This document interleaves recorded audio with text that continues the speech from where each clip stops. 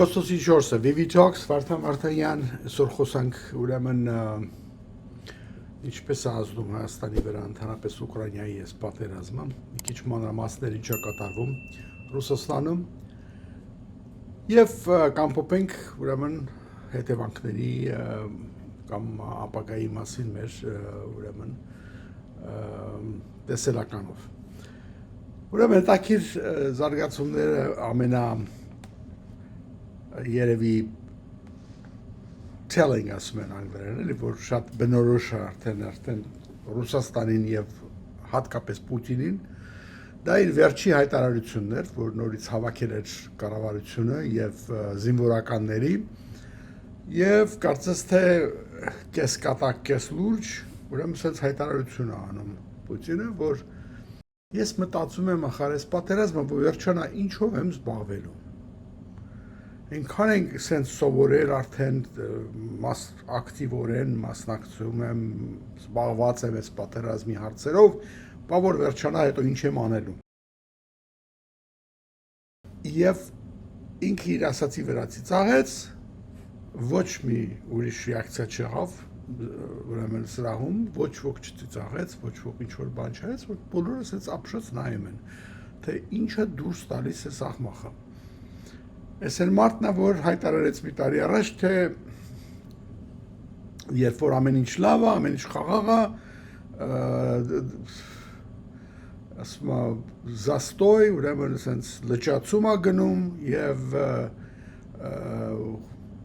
ուզում ես, որ վիժուխը լինի իր ասելով, շարժում լինի ինչ-որ, հա, եւ սկսում են ուրեմն, երբ որ իրադարձությունները եւ նույնիսկ փամփուշտները ուրեմն սլալ ականջներից մոտ եւ այլն արդեն կայքը հետաքրիր է դառնում այս հիմա արդեն հաջորդ ուրեմն этаպն է հասանք նրան որ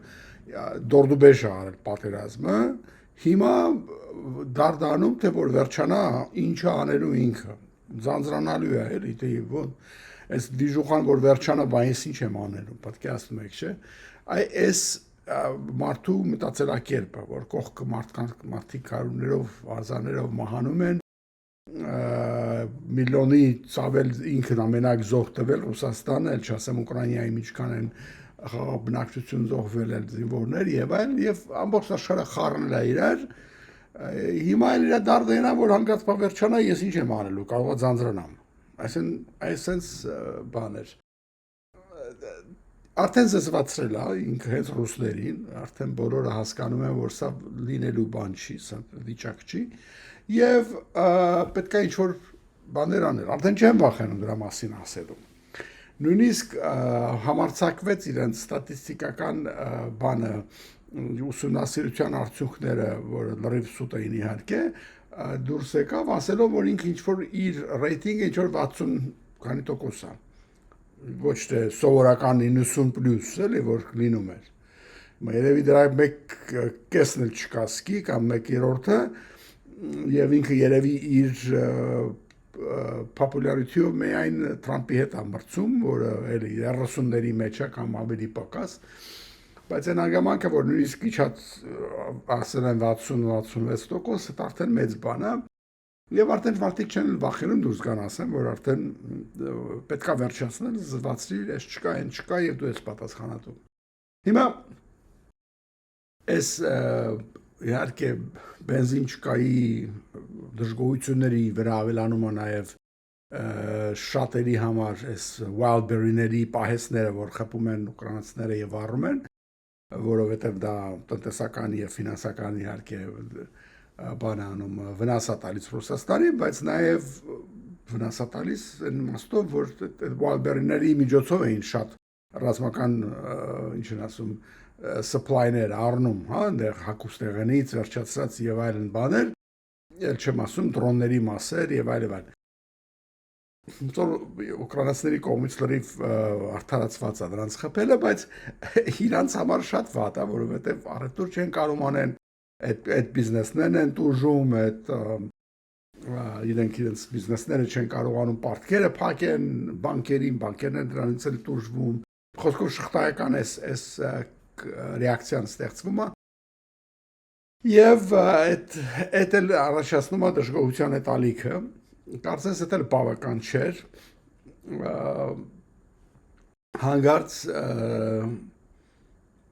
խոսակցությունը սկսեց գնալ, որ մոբիլիզացիա լինելու է, թե չի լինելու, դե ամեն ուժով սկսում են համոզել Ռուսաստանին, որ իրենց ժողովրդին, որ չի լինելու, բոլորը հետ են խոսում, որը իհարկե նշանակում է, որ անպայման լինելու է, որտեղ եթե իրանք դուրս են գալիս ասում են, որ չի լինելու, ուրեմն լինելու է, այդ ռուսական բանն է, սիստեմն է, եւ դրա պատասխանը այն եղավ, որ իհարկե նորից սկսեցին մտածել, թե ոնց կարող ենք փախնել, իհարկե հիմա շատ ավելի խստացրել են, շատ դժվար է սահմանը կտրել, որևէ այդ տարիքի, ասենք, դեռ մոբիլիզացիայի ենթակա տարիքի տղամարդկանց համար եւ մյուս կողմից էլ հետաքրքիր բան եղավ, որ արդեն երբ որ չէին կարողանում կոնտրակտով զինվորականներ հավաքագրեն, արդեն վիճակը շատ էր այնքան ավատացել ռազմի դաշտում, որ էլ նույնիսկ չես էլ կարողանում փոխտալով հասկանում ես մարդ համոզես ինչ որ աղքատ շրջաններից եւ Բուրյաթիայից կամ չգիտեմ որտեղից հանգարց սկսեցին ասել, բա եթե մոբիլիզացիա լինելու է, ես էլ փախնելու տեղ չունեմ, ինձ որ տարան ուրեմն ձրի են տանելու մոբիլիզացիայի դեպքում քեզ կոնտրակտով չեն տանում, փող չեն տալու։ Ավելի լավ է շուտ վազեմ գրվեմ, գոնե մի 2 կոպեկ փող կստանամ։ Այսինքն այս լոգիկան հանգարց պիսի տրամաբանություն հայտնվեց որոշների մոտ։ Նրանք որ այսպես ասած ուրիշ բան չունեն, ելք չունեն։ Եվ այս դե երբ որ սկսում ես այս բաներ անել, քայլեր անել, դա արդեն մի բան նշանակում է։ Ուրիշ բան դուրս եկավ, որ Դիրիպասկան դուրս եկա հայտարարեց, որ բանկերի վիճակը վատ է եւ մարդկանց ներդրումները բանկերում, այսպես ասած, խնայողությունները կարող է ապահով չեն այդքան նուրբ ձևով, հա, շշտեց, որ ինքը չի ասում, թե ինչ անեն ժողովուրդը խխելացի է, իրենք կհասկանան ինչա պետք իրենց անելը, բայց ինքը բոլորովին վստահ չի, որ մարդկանց դրած փողերը կարող է դեղ լինեն, էլ այսպես ասած, հա, դե եթե Դիրիպասկան կար ասենց բան ասի պարզը, արդեն որ բան մարդկանց պարզապես ասում է, որ պետությունը կարող է ձեր փողերը վերցնի։ Իհարկե փողերը վերցնելու մի քանի ձևեր կան, պարզ հենց վերցնելը կա իհարկե միշտ էլ դա տարբերակ է Ռուսաստանում, բայց միշտ ձևերից մեկն է, որ եթե հանգարց որոշի, որ չէ շատ ավիճակը լավ, այն ինչ որ միջև անում է, օրինակի համար Նաբիլինան կենտրոնական բանկը, որ ռուբլու արժեքը պահի բարձր եւ exchange rate-ը դոլարի հետ օրինակի համար միշտ բարձր պահի եւ այլ այլևս չանի հակառակը դեվալուացիա անեն եւ դրանով միանգամից բոլորին պարտքերը որ երկիրը ունի վերանալու են փաստորեն, այսինքն իրենց ավելի քիչ են սվիճարելու, որտեվ հո լինեն դա պարտքեր, լինեն դա առանձին մարդկանց կամ բիզնեսների խնայողությունները բանկերում դրանք արժեք են կորցնելու են դեվալվացիայի դեպքում, չէ՞, այսինքն դրանով կարող է առնել, ասենք, թե մի միլիոն ռուբլով ինչ որ X բան, հիմա չես կարող առնել, պարզապես այդքան բան։ Եթե քեզ պարտքեր մեկը մի միլիոն ռուբլի, այլևս այդ ռուբլում ոչինչ չարժի, այսինքն քեզ էլի միլիոն էլ պարտ միլիոն էլ տալու է, բայց այդ միլիոն արդեն չի, ինչ որ առաջ էր, այսինքն նույնը պետությանն է վերաբերում, պետական պարտքերը այդպիսով դառնում են շատ էժան, այսինքն հեշտությամբ կարող է ազատվես։ Խոսքով տարբեր բաներ կան, որ իրենք կարող են անել եւ դա պարզ չի, թե որը կընտրեն իհարկե այդ վարքյանի, բայց այն հանգամանքը, որ իրենց ասում են, որ դու զգուշեղի մտածի ինչ ես անում, փողդ որտեղ ես պահում, դա արդեն շատ բան նշանակում։ Հիմա սա է բավական ցուցիչ, ասենք բաներ, եթե չկան, բենզին չկա, չկա, նշանակում է բան։ Ուրիշ մի հատ տնտեսական էլի բան ասեմ, որ կատել են տնտեսագետները, որ վերջի 2 տարին գյուղատնտեսական գյուղատնտեսները, ասենք, հա, իրենց ներդրումները գյուղ տեխնիկայի մեջ, հա, ասենք տրակտորա, կոմբայնա, չգիտեմ ինչա, պակասել է շատ անգել, չեն անում այլևս։ Հիմա հարց առաջանում է ինչու։ Դե պարզավոր չեն անում, որովհետև չեն տեսնում շահութաբեր ապագա այդ ծախսը անելուց հետո, այսինքն դու բանկից բարձր տոկոսով գնում ես վարկ ես վերցնում, առնում ես քո ասենք թե տրակտորը, կոպիտ ասած, հետո պետք է դրանով դու աշխատես, ինչ որ բերք հավաքես, այդ բերքը ծախես, այդ պարտքը վճարես, համ էլ դու ապրես, հա, ասես շատ պարզ կոպիտ ձևի եմ դնում։ Դու մա պատկերացրու, որ եթե դու տեսնում ես, որ այն տոկոսները, որ դու պետք է վճարես այդ վարկի վրա, դա քեզ շահութաբեր ապագա չի տալիս։ Երկրորդ մասը, քանի որ առայժմս բանկերը բավական բարձր տոկոսներ են վճարում քո դրած փողերի վրա, էլի հաշվար կհենա, որ ես ավելի շատ փող չեմ աշխատելու, եթե ես գնամ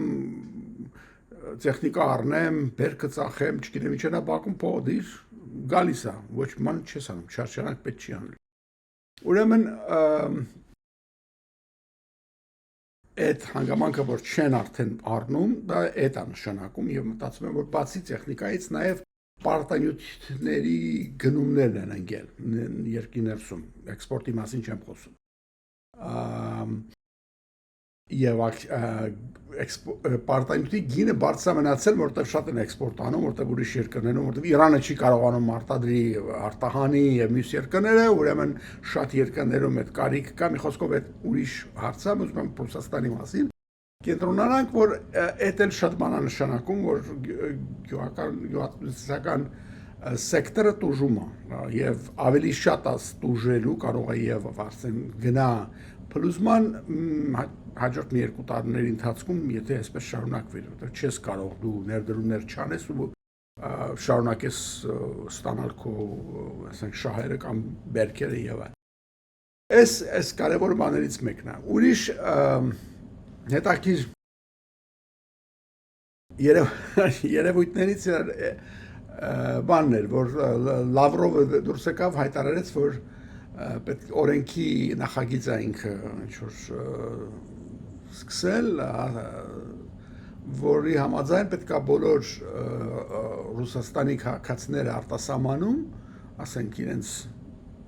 սպյուրքը կամ էքսպատները, պետք է գնային դեսպանատներում գրանցվեն։ Եվ հիմա տեսեք, դրանց ասելուց հետո Պաստորը ասում է, եկեք, դրսում ես դու, Ամերիկայում ես կամ որևէ տեղ, սարից դեսպանատում գրանցվի։ Ինչ է դա նշանակում։ Դու գնաս, ասես դու ես ինչ մարդն ես, ընդեղ ես։ Հարց առաջանում, երբ ես դուրս եկել, ոնց ես դուրս եկել, ինչու ես դուրս եկել, այստեղ բիզնես ունես, ինչքան փող ունես, չունես եւ այլն։ Այսինքն հաշվառման մեջ մտնելով դու քեզ լրիվ բացում ես ռուսական, ասենք, ծառայությունների համար, որ քեզ լավ հետևեն, քննեն դու որտեղ ես եւ քո նկատմամբ պետք եղավ ինչ որ միջոցներ ձեռք առնեն, հա։ Դե պիտի վերջի միամիտ լինես, որտեղ զման անես։ Բայց հետաքրքիր բաներից մեկը ինչ է, որ ինքը դե ախր չմոռանանք, որ իրանք երբ որ դրսում դու փող ես ստանում դրսից, քեզ արդեն ինոագենտ են սարքում, այսինքն արտաքին ինչ որ ուժերի ագենտն ես դու, այդան ծառայությունների ագենտ ես դարձել իբրև թե։ Լավրովը դրանց կոչեց ոչ թե ասեց նրանք ինոագենտ են, այլ իրանք թշնամի են։ Եվ սա իհարկե դրան արձագանքեց նաև հաստատելով այդ արտահայտությունը, որ դրսում ապրողներ իրենք թշնամիներն են Ռուսաստանի։ Այդ ինոագենտները ներսում են, այսպես բանով, էլի, դուր դրսում դրանք դուշման են։ Եվ բանը կարծես թե այդ քիչ էր եւ հիշեցնենք այդ Նեղմաջանին, որ կարող է վերադառնա 30-ական թվականները, Ստալինյան համակարգը։ Քեզ թշնամի են քանում, որովհետեւ դու արտասահմանի հետ կապ ունես կամ ինչ-որ բաներ ունես, դու հետեւաբար ապրիորի լրտես ես եւ այլ եւ այլ։ Վալոշինն էլ է արձագանքեց այդ Լավրովի ոնց որ թե այդ խոսքերը, որ այո դրանք թշնամիներ են։ Էլ ուրիշ ինչ ես ուզում, ամեն ինչը կապեցին իրար, ասեն շատ սիրուն ձևով, հա։ Խոսացին, որ պետք է գնագոյացումը կատարվի պետական պետության կողմից, այսինքն բոլոր ապրանքների բազովի, ասենք հիմնական գները իրենք պետք է որոշեն։ Թե ինչքանով դա ծախվի, դուք պատկերացնում եք, չէ՞, ուրիշ խոսքով նորից սարքում ենք պետպլան սովետականի նման, գների պետք է որոշվեն, արտադրության քանակը պետք է իրենք որոշեն, այդ կապիտալիզմը մոռանանք հենց հիմա։ Դու արտադրող ես ինչ ես, կապ չունի, ինչ որ մի չինովնիկ քեզ կասի, թե ինչ գնով պետք է ծախես դու։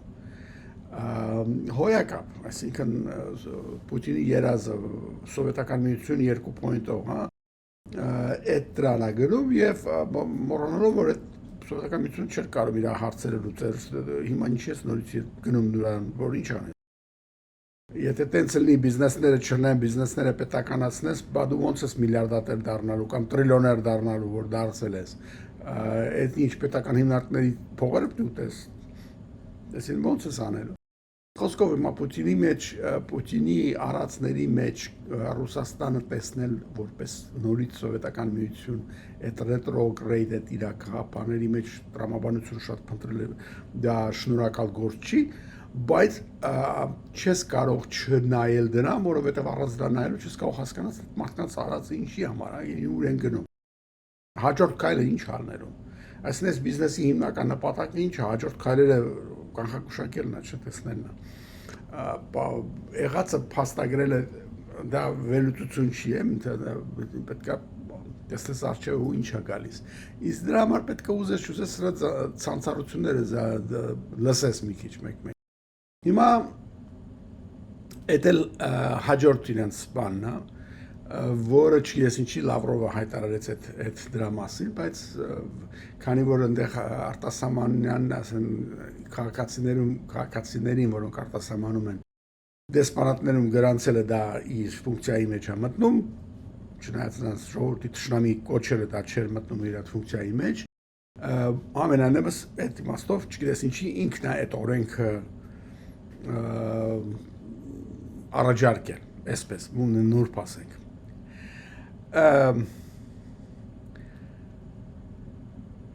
Երբ որ ես բոլորը միասին դնում ես մի բանի մեջ, տեսնում ես, որ Պուտինը ոչ մի բան չի մտածում անի, հետ կա իր ճանապարհից, այն հույսերը, որ ունեն տածում են Ամերիկայում, հատկապես Թրամփի մոտ կամ ասենք թե Եվրոպայում, որ պատերազմը շուտով կվերջանա։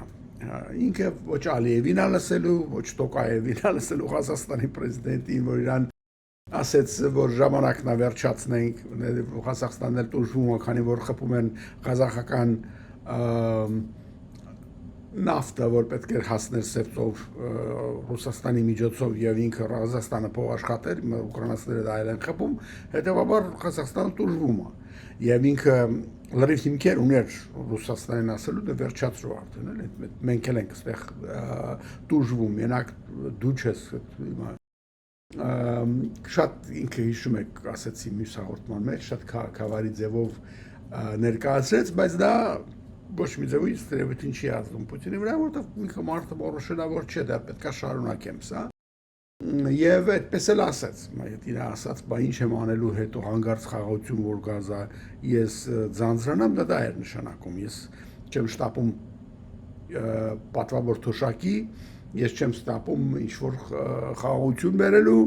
որտև սենց ինձ համար ավելի հետաքրքիր է կյանքը։ Դա էր մեսեջը Պուտինի փաստորեն։ Եվ երբ որ դա դնում ես այն կոնտեքստի մեջ, որ ինքը Շիզինպինի հետ Չինաստանում քննարկում էին, թե ինչպես օրգանները փոխելով կարելի է շատ երկար ապրել, ասենք 150 տարին դա նորմալ բան է լինելու։ Հասկանում ես, որ այս մարդը լրիվ տարբեր ինչ-որ բաների մեջ է, երազների մեջ է։ Իր այդ բիոլոգ աղջիկը, որը ինչ-որ ցենտր ունի, որտեղ կյանքի երկարացման այդ էքսպերիմենտներն են դնում բաները, մի քանի միլիարդ դոլար, ոչ թե ռուբլի։ Փողն արդեն ծախսել դրա մեջ, երևի մեծ հույսեր ունի, որ աղջիկը հեսա այդ էլիքսիրը կգտնի, այդ լուծումը կգտնի եւ ինքը Պուտինը կարողանա երկար ապրել, ինչ-որ օրգաններ փոխել եւ այլն, հələ որ դեռ իր բանից ուրեմն կոսմետիկ օպերացիաներից եւ բոտաքսներից ավելի վկայություն չենք տեսնում իր մարմնի վրա, երիտասարդանալու ոչ մի բան չենք տեսնում, հետքեր չենք տեսնում, բայց ամենայնիվս մարդը հույսեր ունի, չես կարա մեղադրես իրան։ Պատասխանը այս բոլորի են աղել, ռուսները հիմար չկա այնտեղ, հասկացել եմ, որ մի ճար պետք է, եթե կարող ես երկրից դուրս գաս, դուրս արի։ Դրա մեջ մտնում են եւ Ռուսաստանում ապրող հայերը, իհարկե, ասում են այնտեղ ինչ կան 2 միլիոն հայ կա, ինչ եւ այլն, 2 միլիոն հայ չի փախել եկել Հայաստան, բայց որ Հայաստանում նոր տների գները ընդհանրապես վաճառքը շատ է մեծացել եւ գները աճում են, դա ցույց է տալի, որ ուրեմն պահանջարկը կա ավելի քան թե առաջարկը եւ թվում է թե ամեն օր ինչ որ մի բնակելի նոր շենք է կառուցվում Երևանում կամ Արվարձաններում, բայց դա բավական չի ըստ երևույթին, եթե գները դեռ բարձրանում են, պետք է ընդհանրել, այդքան կառուցում ես, պետք է դատարկ կանոնային եւ գները պետք է իջնեն, չէ բոլորովին։ Շարակմա եւ հայերը եւ հենց ռուսները իրանք էլ առանց վիզայի ճամփորդելու շատ բաներ չունեն, ընտրություններ չունեն Հայաստան, որ կարող են Հայաստանը դա այդ քիչ երկրներից է, որտեղ կարող են գալ համեմատաբար նորմալ, ասենք թե եւ հաճելի կյանք վարել եւ իրենց դե Մոսկվայի գներին դեռ չի հասել, ասենք թե Վարշաշգուրքի իմաստով, եթե կարող ես այնտեղ ծախես շուտ եւ բերել բերես Հայաստան, դա ինչ որ տարբերակ է շատերի համար։ Հիմա մենակ այնտեղ չեն գալիս, Վրաստանն են գնում շատերը, դա էլ կա իհարկե, պետք է դա ասել, ձերքից որ գալիս է գնում են ու ասենք թե նաեւ Ղազախստան, բայց հիշենք, որ այնտեղ նրանց քիչ բան կա, իրենց հանդեպ անտիպաթիա կա, այսպես ասած, հա։ Իրանց չեն սիրում, հաճախ հիշեցնում են, որ իրանք օկուպանտ են, հա, օրինակ վրաստիների համար, քանի որ Վրաստանի Աբխազիան եւ բանը վերցրել են ռուսները, Հյուսային Օսետիան, այդ շատ դժվար է կուտալ այդպիսի բանը եւ ռուսներին բոլոր բանը տեղ չեն դնում։ Եթե հիշում եք, նույնիսկ Վլադիմիր ինչ էր այդ մարդուան ժուրնալիստը մամորացա ազգանունը գնացել էր Թիֆլիս իր ծնունդը տոնելու, այնտեղ իրան այնքան բու արեցին, քշեցին, ինքը ռեստորանից փախան, գնացին եւ չկարողացան նույնիսկ ծնունդ տոնել։ Վրացիները դրան նայում են որպես վիրավորանք, որ այս վիճակում դու քեզ ինչի տեղ ես դրել, ասած հարուստ ռուսան էլի, ես ինչ եմ Ֆրանսիայում եմ ապրում, չգիտեմ ինչ, եկել եմ Թիֆլիզում քեֆ անեմ, ծնունդ անեմ, ասում գնա քո երկում կանես քո քեֆ։ Ու ինքը տենց վիրավորված գնաց։ Հիմա այդ նույն բանը Ղազախստանում ես հաճախ տեսնում, ղազախները հրաժարվում են ռուսերեն խոսալ իրենց հետ, չնայած շատ լավ էլ գիտեն, որ ռուսները սկսել են նեղվել, որ դա պաշտոնական լեզու է, դու ինչ իրավունք ունես, սենց անես, ինձ հետ ռուսերեն խոսա, իսկ ղազախն ասում է չեմ խոսալու։ Իմ երկրին եմ ոնց ուզում եմ խոսում եմ։ Քեզ պետքա դու ինքդ սովորի, ստեղս կան ապրել ես, չի սովորել, օրինակ։ Եվ այդ մոմենտը իհարկե կա,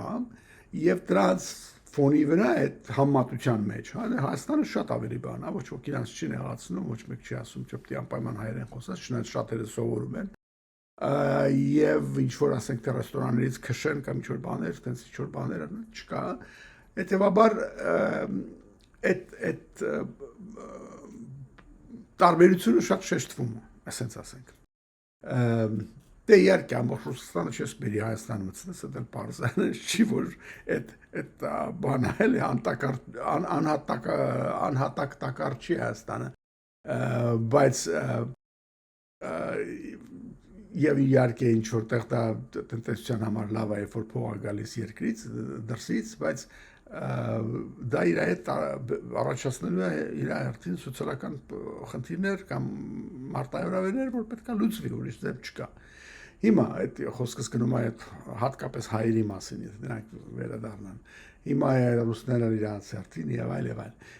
Բայց որ Ռուսաստանի վիճակը այդ սրվել է եւ նրա քայլերը, օրինակի համար սահմանները Պրիբալտիկայի հետ փակելը եւ ամենտեղ ստուգելը մարդկանց թույլ չտալի երկից գնանի թե նրանք զին պարտական են, զինծառայության պարտականություն ունեն եւ այլն, այդ բոլորը ավելի մարդկանց ասում են, որ պետք է շարժվել։ Հեսա գալու է մոբիլիզացիա կոչված բանը։ Մի խոսքով, այդ էլ իր հերթին իր բաներից մեկն է, արտահայտություններից մեկն է։ Շատ հետաքրքիր է տեսնել թե ինչ է կատարվում։ Ես ուզենամ մի երկու բառ ասեմ բանի մասին, որ ճիշտ կոնտեքստ ստեղծենք։ Ամերիկայի ուրեմն primary-ները, ընտրությունները նախնական գալիս, այդ կուսակցության մեջ պայքարներն են, ասենք հիմա դեմոկրատների դեմ, ռիպաբլիկանների դեմ, հետո նոյեմբերին արդեն իրար դեմ կկրվեն։ Շատ լուրջ խնդիր է դարձել տեխնացուների մեջ դու տեխնացուն պրո Իսրայելը զիոնիստական բաներ ունի, հակումներ ունի, թե հակայա ավելի բանա պաղեստինյան իրավունքների մասին է խոսում։ Հիմա դուք պատկերացրեք, որ բնականաբար AIPAC-ը, որը այդ ամերիկյան իսրայելական լոբին է, այդ կազմակերպությունն է, որը միշտ տեխնացուներին փող է տալիս, եթե իրար կողմես լինելու եւ փող վերցեցիր, արդեն պարզապես իր ուզածով քվեարկես, բայց դա խնդիր է դարձել եւ արդեն կողմերը դրա մասին են խոսում, արդյոք դու փող վերցրել ես թե չես վերցրել։ Եվ դու իսկապես դու անկախ մտածող ես թե չէ, այդ խնդիրը սկսվել։ Դա դարձել է արդեն քննարկման խնդրում, որ նախկինում դες բան չկար։ Հիմա դա ֆակտոր է դարձել եւ նույնիսկ CNN-ի վրա որ ոչ ոք չի կարող մեղադրի նրան, որ նա հակա ինչ որ հրեական կամ իսրայելական բան ունի, թեկվածություն ունի, խոսում են նրա մասին, որ այս ընտրությունների այս շրջանը շատ կարևոր է լինելու, քանի որ AIPAC-ը, այդ լոբիական հրեական կազմակերպությունը հսկայական գումարներ է ծախսել իր ուզած կանդիդատների, տեխնացուների ընտրապայքարի ծախսերը հոգալու համար եւ նրանց հաղթանակը ապահովելու համար։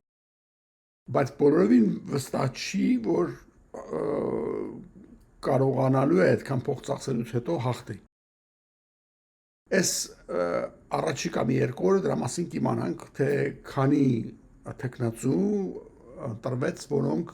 AIPAC-ի տեխնացուներն են եւ քանի հատ ընտրվեց, որոնք չեն վերցրել փող իրանցից եւ ավելի անկախ են ուզում լինել եւ այլն։ Դա դարձել է լուրջ խնդիր։ Եվ կտեսնենք, որ ես այդպես պատմության մեջ տենց բան չեմ տեսել, որ այդ խնդիրը նույնիսկ ինչ որ հարց դառնա, չեմ ասում, որ լուրջ քննարկումների առարկա դառնա եւ դրա մասին որ մեկ խոսա։ Բաց դա կապում են Գազայում կատարված այդ ջարդերի գենոցիդի հետ եւ կապում են Նաթանյահուի ռեյտինգների հետ, Նաթանյահուի, այսինքն կերպարի հետ ամերիկյան քաղաքական ասենք թե դաշտում։ Նաթանյահուին նույնիսկ ամենակոնսերվատիվ, ասենք ասենք, զեթնիկի ասելու տես Ամերիկայի մասն եմ խոսում, ուզում եմ ասել Տրամպիստները չեն ընդունում որպես նորմալ, ասենք թե քաղաքական գործիչ, շատ քիչ մարդիկ կա, նույնիսկ են հարավային, ասենք թե կրոնական են կոնսերվատիվ մարդիկ, ասենք այդ բապտիստները եւ այլն, Southern Baptists եւ այլն, evangelicals, որ սովորաբար իրենց կրոնքը նույնացնում են կամ կապում են Իսրայելի բարգավաճման հետ, դրև սխալ կրոնական իմաստով մեկնաբանելով, որ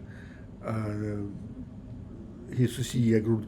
գալուստը պետք է կապում են Իսրայելի հետ, նա հաղթանակով, նա պետք է այդ, չգիտեմ, տաճարը կառուցվի, որտեղ այդ հիմա այդ մուսուլմանական մասկն է, դա պետք է քանդենք, դա պետք է նա, այսպես մտածողների մոտ արդեն սկսել են այդ ասել, որ դժվար է լինում արդեն բացատրել այս բաները։ Մի խոսքով հիմա շատ հետաքրքիր ժամանակներ են այդ ընտրապայքարների այս պերիոդը եւ դրա մասին մի քիչ ասել եմ, որ դեմոկրատների մոտ ուղղակի շատ ուժեղ ցախակումյան թևը շատ ակտիվ է, բայց ես կարծում եմ դա ապակա չունեցող կողմը, որովհետեւ մի քիչ շատ ցախ են։ Ինչպես նաեւ ռեպուբլիկանների մոտ էլ այդ շատ ակտիվ են, ինչպես միշտ եղել են, այդ շատ տրամպատական կողմը, որը միջև մա չէր մտածում։ Հիմա արդեն հարցը դրա մասին է, թե արդյոք այստեղ փոխվել է որևէ բան, դեռ չի փոխվել։ Այս վերջի, ասենք թե Թրամփի երկրորդ պրեզիդենտական շրջանի, ասենք 2 տարիների ընթացքում։ Իմանանք առաջիկա օրերին, այսպես ասած, դրա մասին կանդրադառնանք, բայց էսի կարևոր բաներ ուզում եմ ասեի, որ հետաքրքիր է տեսնել թե ուր է գնում։ Օրինակի համար շատ են խոսում հիմա Միշիգան նահանգի սենատի ընտրությունների մասին։ Էլի այդ նույն պայքարն է, սրանցից որը կհաղթի, որը չի հաղթի։ Պատասխանը կիմանանք։ Լավ, ես էլ էսպես։ Չեմ ուզում շատ երկարացնեմ, մենակ ասեմ, որ եթե մինչև այսքան լսել եք, արդեն շնորհակալ եմ, հուսամ լայքերը դրեցիք։ Ինձ եթե կարելի է ասեք, եթե ուզում եք դուք, որ ես անգլերենով հաղորդումներ անեմ, թե չէ։ Ես մտածում եմ, որ շատերի համար եւ Միացյալ Նահանգներում եւ Հայաստանում միգուցե չեմ ասում ուրիշ երկրներում, իմ հայրենս այդքան էլ հասկանալի կարող չլինի, որտեղ արևմտահայերեն չեմ խոսում, ոչ էլ ասենք թե ժամանակակից Հայաստանի հայերենն է իմս։ Եվ ընդհանրապես մարդիկ կա, որ շատ ավելի իրենց համար հեշտ կլինի, եթե ես անգլերենով այս որոշ հարցեր ասեմ քննարկեմ։ Եթե կարելի է գրեք ձեր կարծիքը, կլսեք թե չէ եւ կամ ինչ եք կարծում, պահեմ նույն ֆորմատը, կպահեմ նույն անունը, Vivi Talks կլինի, միայն կլինի Vivi Talks English երևի, տեսնենք ոնց կստացվի ու տեղից կերևա։ Այսօր օգոստոսի 4-ն էր, Vivi Talks Վարդան Վարդանյան միջև հաջորդ հանդիպում։ Bye bye։